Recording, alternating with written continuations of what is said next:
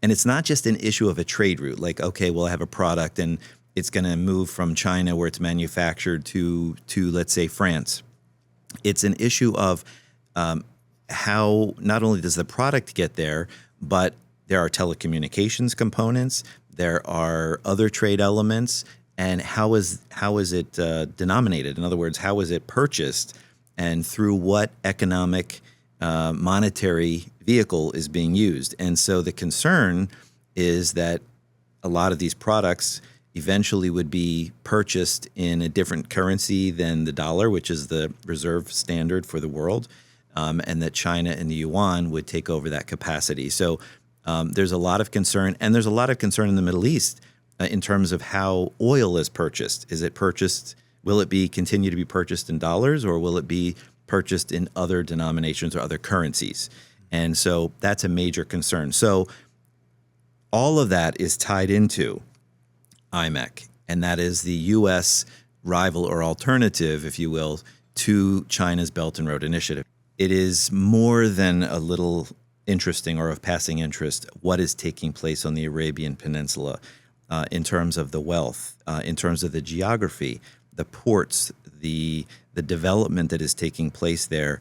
It is of more than casual interest for the scholar of Scripture or for the casual reader of Scripture to look at this area and say, is it aligning with what the Bible describes as end times Babylon?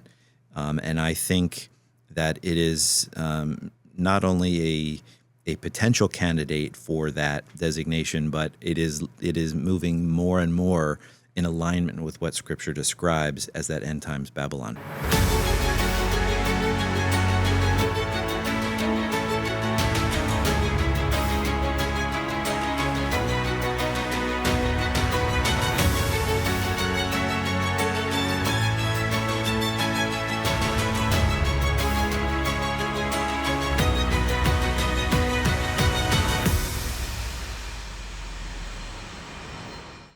Welcome to this episode of the Zion's Wire, the official podcast of Zion's Hope, where we bring you biblical insight and prophetic discussions with a passion for God, His people, and His plan for planet Earth. I'm Christopher Diaz, joined today again with Dave Rosenthal. Hey, Chris. Good to be here. Okay. So last session, we got really into the maps, and we showed our audience what's happening with IMEC. Right. So let's hop back to that just a little bit, recap, and then run from there, because there's some more to dive into, really getting into the weeds, I think, that we can talk about of what's happening there, and we've been to the area, so. Yeah, sounds great. Yeah, we were just over in that region, and we're going to be focusing really today on the United Arab Emirates. We were just over in Abu Dhabi and Dubai, and what an amazing trip we had while we were over there. It really was eye-opening. It definitely was. Yeah. Definitely was. And then we have two colleagues that were just here in our offices in this very studio yesterday, and they live over in UAE. So had a great conversation with them yesterday, and I guess it kind of prompted us a little bit more to dive a little deeper into some of the things that we're seeing over in the UAE. And I think the UAE is so significant from the standpoint of the discussion on the Abraham Accords. Back in 2020, Israel and the UAE signed those Abraham Accords, and the UAE was the first to sign on the dotted line to normalize relations with Israel, an Arab country normalizing relations with Israel, which was really significant. And of course, now we're back talking about the Abraham Accords again and the potential for their expansion. And so very significant. And I think we can learn a lot from what we've seen in just a short time with what is happening in the United Arab Emirates. And for the audience, just because, we talk about some of these places and it seems maybe a little bit obscure, or we're not exactly sure of the geography. So I just think it's, so helpful to take a look here. Yeah. The UAE is in a tough neighborhood. It's on the Persian Gulf, right across from Iran. And of course, Iran was just hit hard. Its nuclear sites were just hit hard by the United States, and then Israel were working together to decimate Iran's nuclear facilities. Very significant. And while UAE, I would say the leadership there has to walk a fine line in terms of what they say in their response. If you ask me, based on what I see going on in the UAE, I would say that they were very pleased that Iran was pushed back, that its nuclear facilities were, if not completely decimated, if they were pushed back many, many years in terms of the potential for their development. I mean, at their closest, they're 30 miles apart at the tip there, the northern tip? Yeah, I mean, you have a really close proximity when you get to the Strait of Hormuz, which is the choke point, coming in from the Indian Ocean, into the Persian Gulf. And so you have a lot of shipping. Of course, you have a lot of energy and oil and natural gas that moves through this whole region. So it's UAE is in very close proximity. And it's really remarkable when you think about what's taking place over there from the standpoint of the shipping and the tourism and the economic boom that is taking place in the UAE. There are seven emirates, 7 different emirates that comprise the United Arab Emirates. And the 2 major cities that are, I guess, most familiar to people are Dubai, which has the world's tallest tower, and I think more on the way. It's incredible what we saw over there. Yeah, it's so amazing. And then Abu Dhabi, which really functions as really the capital of the Emirates. So each emirate has a lot of autonomy and independence of the 7, but Abu Dhabi is kind of the capital, kind of like you'd say the Washington, D.C. Of the UAE over there. Yeah. So it's but it's a prototype. It's what we're seeing in the UAE in terms of its now normalized relations with Israel. It's a prototype to see, well, what could be if we're going to extrapolate from that, what could be if Saudi Arabia, for instance, were to sign the Abraham Accords, and what would the implications potentially be for those relations with Israel opening up so much? There's something that's really unique, and it came to my mind here surrounding the Abrahamic Accords or the Abraham Accords. We noticed something while we were there, and there was talk of what had been built during the previous couple of years, the Abrahamic family house, but it was all in part of a whole nationwide year of tolerance. Yeah. So there's this idea that, okay, we're going to show tolerance for who? Yeah. Well, it's the UAE really trying to put a happy face on years of animosity between Israel and really in the Arab world, where the Arab world has been Israel's perennial enemy through the years. And of course, Islam has been at odds with Israel and Judaism, and the idea of there being an Israel. So the UAE has been trying to foster better relations through the years and an attitude of tolerance. And a nod to that in a significant way was the Abrahamic family house, which we were able to visit while we were over there several months ago, which is very unusual, very interesting. It is a complex of 3 cubes, 3 giant cube buildings. And as you know, there are 3 different, what they would say, monotheistic religions that are represented there. One cube is a synagogue, one is a mosque, and one is a church.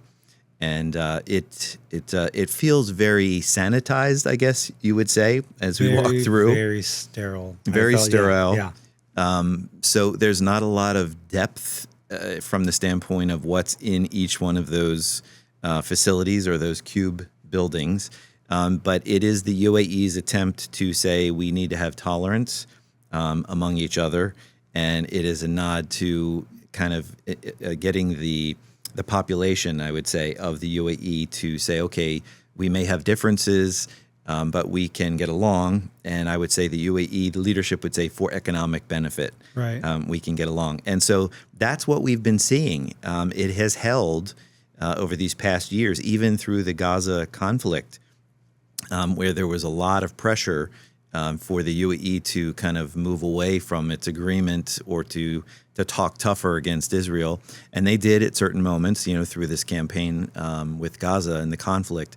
But the agreement has held, and that's significant. And what it has done, it has opened up a world of trade and tourism opportunities between those nations, between Israel and the UAE. As a matter of fact, when we were there, we flew nonstop from. I was just thinking about that. Yeah. From Abu Dhabi to Tel Aviv, and it's a much shorter route than it would have been had we not been able to do that, and not mentioned very often in that context is that Saudi Arabia also gave flyover ability for Israeli airlines to go from Israel to the United Arab Emirates. So you don't have to go all the way around the Arabian Peninsula in order to fly to the UAE. You can make a direct line or a direct route to do that. So it shortens the travel time. And so there's been a lot of economic benefits that both sides have benefited from through this process. Right. And so then when we dive a little deeper into, again, tying in that last session, the UAE becomes kind of that first port of call on the IMEC path. Yes, and I'm glad you raised that because IMAC is so significant, and we talked about that, as you mentioned, in the last session. It is really, in my estimation, it is a U.S. Initiative. It is a U.S. initiative designed not only to benefit the Middle East, to benefit our partners over in the region, to benefit UAE, India, Saudi Arabia, Israel, and beyond, and Europe. But it is intended to be a counter or a rival trade route to China and what China is doing through their Belt and Road Initiative. And China has been involved in this very ambitious series of developing trade routes, ports, spending hundreds of billions of dollars throughout the world in key locations to develop infrastructure for trade and commerce where you have low-cost manufacturing developed in China and it's exported through these various nations to the big payoff, which is to Europe and to the West, who have the dollars or the money, the resources, the consumption capability for these products. And so China has been working to develop this, and even pre-COVID, but a lot during COVID, you heard a lot about supply chains, and it has become at the forefront, has moved to the forefront of concern in the West that China was really moving at breakneck speed to develop these routes. And it's not just an issue of a trade route, like, okay, well, I have a product and it's going to move from China where it's manufactured to let's say, France. It's an issue of how not only does the product get there, but there are telecommunications components, there are other trade elements, and how is it denominated? In other words, how is it purchased, and through what economic monetary vehicle is being used? And so the concern is that a lot of these products eventually would be purchased in a different currency than the dollar, which is the reserve standard for the world, and that China and the yuan would take over that capacity. So there's a lot of concern, and there's a lot of concern in the Middle East in terms of how oil is purchased. Is it purchased? Will it continue to be purchased in dollars, or will it be purchased in other denominations or other currencies? And so that's a major concern. So all of that is tied into IMEC, and that is the U.S. rival or alternative, if you will, to China's Belt and Road Initiative. And I mentioned in the previous podcast that we did that you have China has a northern route going north of China through the Central Asian republics and through Russia over to Europe. And then you have a central route, and that central route is moving from China through the areas of the Central Asian areas. Iran is part of that component if you're going by sea, and then it moves over, into the area of Turkey and then on to Europe. So you have that, and then also with China, you also have a route that comes by sea down here under Yemen and comes up the Red Sea and through the Suez Canal and then on to Europe as well. So all of these are very significant, and that's what China has been working on. Watching you draw that brings up several things that you've taught on here. So what I just watched you draw, we talked about the opposite side of this with IMEC and how that is taking us away from some of these areas. But what you just drew on the screen showed me how that Middle Eastern corridor, Arabia, is completely avoided currently. Yeah. They're not running anything through these areas. And we know that Saudi Arabia and the UAE previously has been oil money, right? All oil money. And part of what they're doing is to bring people to their regions to increase tourism with the elaborateness of Dubai. Yes, You know, it's almost you're in a shock for words. It's true. Yeah. A loss for words, just because Dubai and the UAE are so amazing from the standpoint of the architecture and the infrastructure, the futuristic feel that you have when you're there. It does make you feel like you're at a loss for words. Yeah. When you see it, because it's larger than life. It is. It really is. Yeah. It really is. But the point that you're really making is an important one, and that is, if you're talking about moving a lot of low cost manufacturing to India, and you want to get those products to market, you are logically going to want to take the most direct route. It's going to be faster. It's going to be cheaper. And so with this proposal of IMEC, which is the India, Middle East, Europe Economic Corridor, with that trade route, which is proposed, here, and which we can see it in the map, again, from India to the UAE, and then from there through the capital of Riyadh in Saudi Arabia, over through Jordan and to the port of Haifa in northern Israel, and then from there on to Greece and to all of Europe. That is the most direct route. So we mentioned in the last podcast we were talking, and that is that there are two nations that don't have normalized relations that stand in the way of this becoming an economic success and an economic reality. And those two nations that don't have normalized relations are Israel and Saudi Arabia. And we suggested that while there are certainly other reasons for Hamas to have, at least in their own thinking, why they would have come in to perpetrate the horrible massacre that they did against the Jewish people in southern Israel and taking hostages back. Obviously, if you're asking on a localized level, what are Hamas's rationale? What is the rationale for that?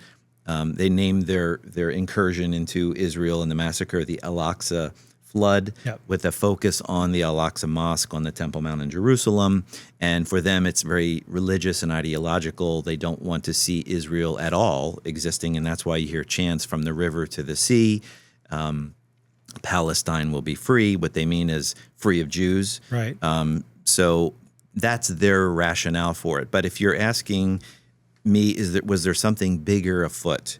And I would suggest that because Hamas is an Iranian proxy, funded in large measure by Iran, and Iran is part of the axis of nations, including Russia and China, that there is a much bigger motivation here to disrupt what was about to transpire, which was the normalization between Israel and Saudi Arabia, signing the Abraham Accords, which would open up this entire corridor that we're seeing here called IMEC. And that would be a rival directly to China and to Iran and to Russia. That's very, very interesting.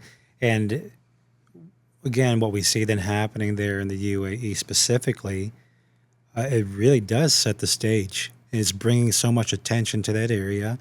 You see money coming in from other regions, the investment, and now Saudi Arabia with NEOM that you've talked about several times.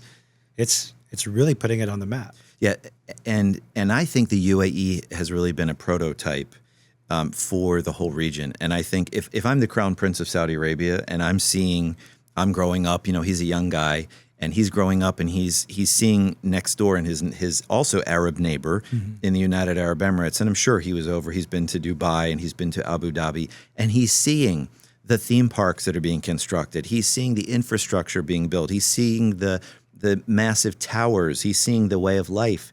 He's seeing how the United Arab Emirates is threading the needle between being an Islamic nation and all of the religious components and restrictions that come with that, versus an openness to the West and an economic situation where the economy there is just booming with trade and tourism and headquarters of corporations moving in and banking sectors, opening up there. You have to say, if you're the Crown Prince of Saudi Arabia, wow, they did it. I can do it too. I have the oil revenue. I have the dollars. I have a much bigger land area, although a lot of it is desert.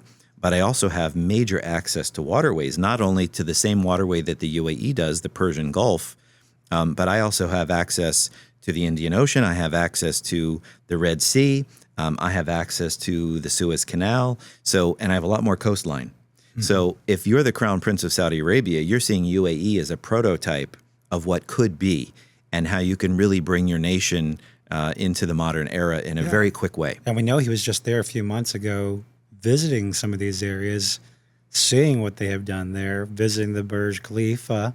Yeah, the tallest building in the world. And we know that their building will become the tallest building in the world. In Jeddah, in Saudi Arabia. So it's very much this rise to who's going to get there bigger, faster, better, greater. They have another airport coming in, which is to be bigger than... Yeah, right now, Dubai has the world's busiest international airport in Dubai, in the UAE, and it's close to Dubai, the city of Dubai. But they are building another one between Dubai and Abu Dhabi that is to be the world's largest in area as well, not only just in terms of passengers. It is going to be a massive airport to be finished. What estimates are within less than 10 years. It is, I think, 27 square miles. Wow. And it will hold hundreds of millions of passengers that will pass through it. So you don't build that kind of an airport unless you expect to see major growth economically and otherwise. Also, in connection to the UAE's ports, they have massive ports and amazing infrastructure in their port systems right now already. So they are poised to grow even more, and it doesn't look like there's any stopping what the UAE is doing. So again, back to what's happening in Iran, right across from them across the Persian Gulf, I think the UAE was very pleased that the threat of Iranian nuclear capabilities was greatly diminished, if not destroyed completely, in this last incursion and attack by the U.S. and Israel. So it brings up something very interesting. I mean, us having been there and got to see the lifestyle and to look at Iran and understand that they are living and pushing Sharia law. Mm-hmm. Their attitude towards Israel and America is that it's the little and big Satan. Mm-hmm. Meanwhile, right across the water, here you have the UAE saying, yeah, let's do business. Let's bring in business. Let's have the normalized relationships. We saw some really interesting dichotomies of Islam and the West sitting a boardwalk away. Yeah, we were walking at a beachside grill. Yeah, and next to us was a huge mosque, and in front of us was a beach with bathers from all over the world having a great time. So it was such a like you said, just a dichotomy of things that were taking place, and it makes you scratch your head and say, how did they make this work? Right. Because they have so many, the ultra religious factions, Islamic factions that are there, and then you have everything that the West offers, in Dubai and along their coastline. So it's quite remarkable to see how they're threading that needle and making it work. Yeah. And I think, I think the Crown Prince of Saudi Arabia is looking at that and saying, and other leaders in the Arab world are saying, wow, look at what they're doing. Maybe we can thread that needle too and make that work. But it's a very difficult experiment to see through, because Saudi Arabia has components. They have Wahhabists, they have very ultra conservative Islamic factions within their country that they have to contend with in terms of bringing in these Western ideas, and not all the Western things that are coming in are good things. Some of it we would concur is not a good thing for those things to be happening. But obviously, being open to the world and economically open, there are a lot of benefits as well. Yeah, I took time to watch the NEOM advertisements. There's a whole site and several videos where the audience can go and watch some of this to understand what's happening there. But they have put out an invitation really to the world to say this is going to be the hub of intelligence. Yeah, AI. Yeah, AI and money coming through, investments, and so many things that sound great. Yeah, on the surface. Yeah, and we're talking here, just looking at the map again. Here with Saudi Arabia, you have the capital of Riyadh, but then over here along the Red Sea and the Gulf of Aqaba, you have this area in northwestern Saudi Arabia called Neom, and that's what you're referring to. Yeah. And we'll talk about that on another occasion, on a much deeper level. But NEOM is an acronym. It stands for New Future. And that's what Saudi Arabia and the Crown Prince envisions for that. And as you mentioned, they're investing tons of dollars and creating infrastructure and tourism and trade and ports that they're doing on a scale that really has never been seen before in the world.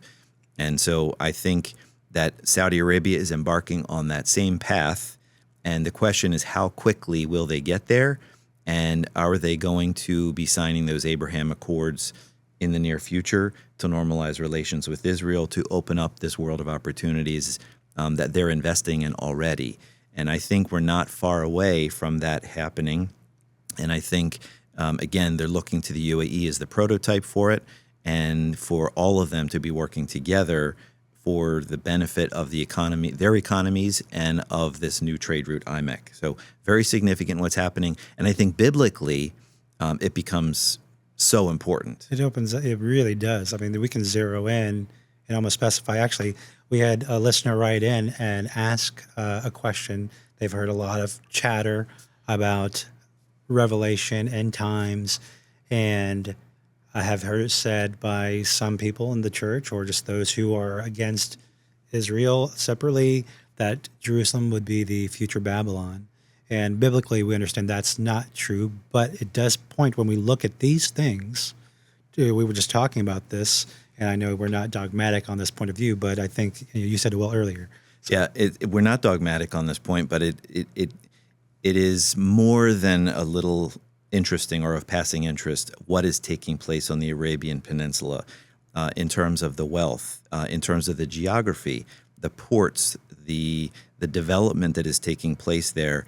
It is of more than casual interest for the scholar of Scripture or for the casual reader of Scripture to look at this area and say, is it aligning with what the Bible describes as end times Babylon?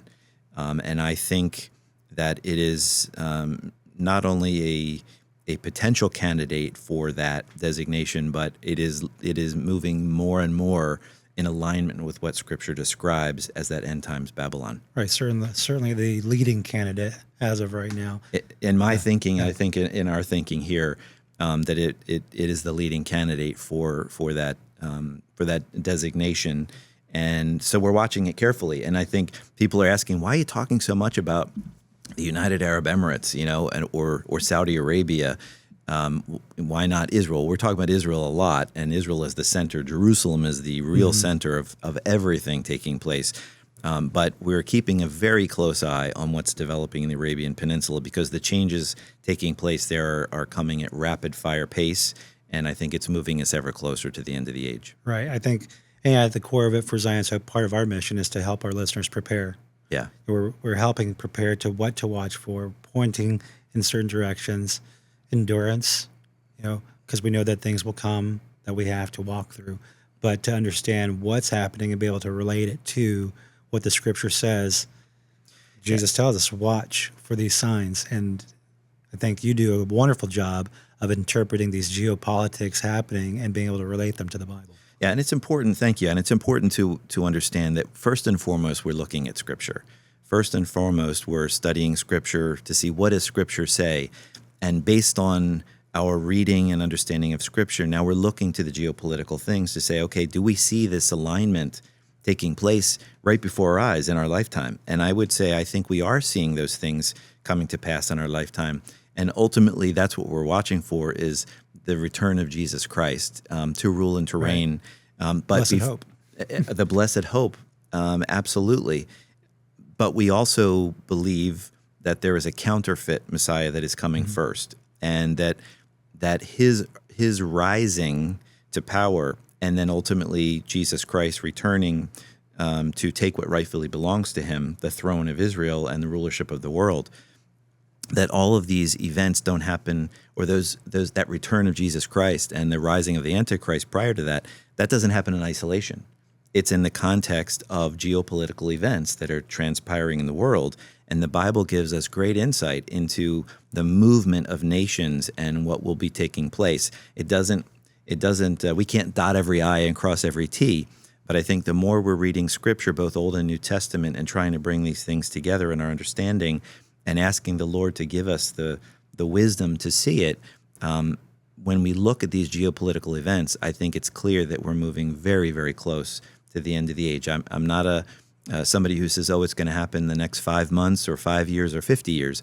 But I would say I think it's closer to the 5 years than it is to the 50 years. Sure. And I think it could happen in our lifetime. Yeah, it makes me think I always go back then to Jesus's parable of the fig tree, and knowing and watching and understanding the seasons. Yes. By watching what's happening, we'll know what's coming. Yeah. We won't be able to just throw out and say, oh, this is happening this date. And we're not saying that, but we're saying, hey, these things are the prelude, the precursors, and it's setting the stage for what is to come. Yeah, in the Lord's Olivet Discourse, Matthew 24, with the discussion of the fig tree, it was something that the Lord taught his disciples, and it was intended to be a sign of approximation.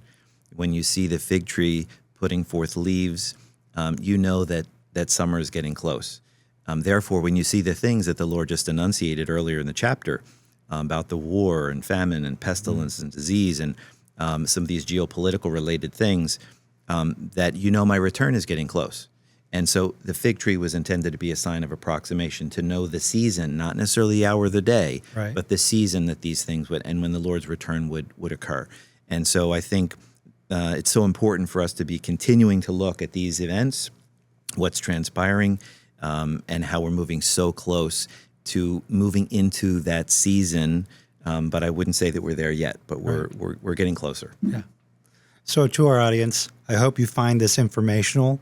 There's so much you can dig deeper here and study. We'll continue to talk on these things. So keep on watching, following along with us. Ask those questions. We're watching for them. I love that we're seeing those come in. So continue to send us your questions. We'll do our best to answer them. And visit our website. Download our app so you can stay connected to all things that we are teaching in Zion's Hope. And stay in the Word. Until next time.